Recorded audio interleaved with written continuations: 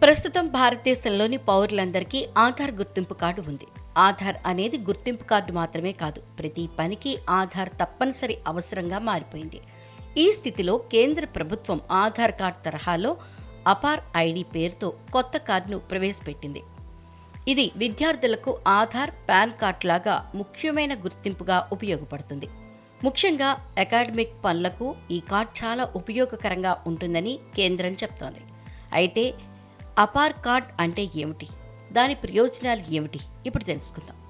కేంద్ర ప్రభుత్వం అపార్ ఐడితో కొత్త కార్డు ప్రవేశపెట్టింది.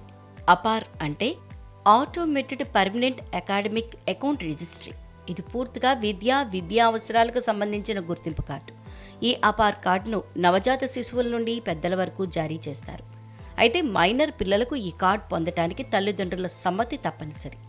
ఈ అపార్ కార్డ్ ప్రతి బిడ్డకు వారి తల్లిదండ్రుల సమ్మతితో మాత్రమే జారీ చేస్తారు. ఇది కేవలం గుర్తింపు కార్డు మాత్రమే కాదు, విద్యా అర్హతకు సంబంధించిన ముఖ్యమైన రుజువు అని అనడంలో సందేహం లేదు.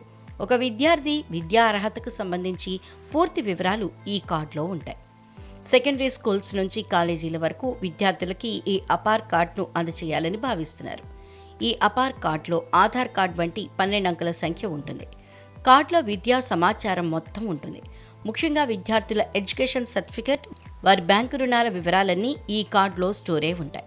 అందుకే ఎక్కడికైనా వెళ్లాల్సి వచ్చినప్పుడు విద్యకు సంబంధించిన పత్రాలను వెంట తీసుకెళ్లాల్సిన అవసరం ఉండదని ప్రభుత్వ వర్గాలు చెప్తున్నాయి. ఈ అపార్ కార్డ్ వారి తల్లిదండ్రుల నుండి సమ్మతి పొందిన తర్వాత మాత్రమే జారీ చేస్తారు. ఈ అపార్ కార్డ్ పథకాన్ని కొన్ని రాష్ట్రాల్లో ప్రారంభించగా త్వరలో అన్ని రాష్ట్రాల్లో అమలు చేసే అవకాశం ఉంది.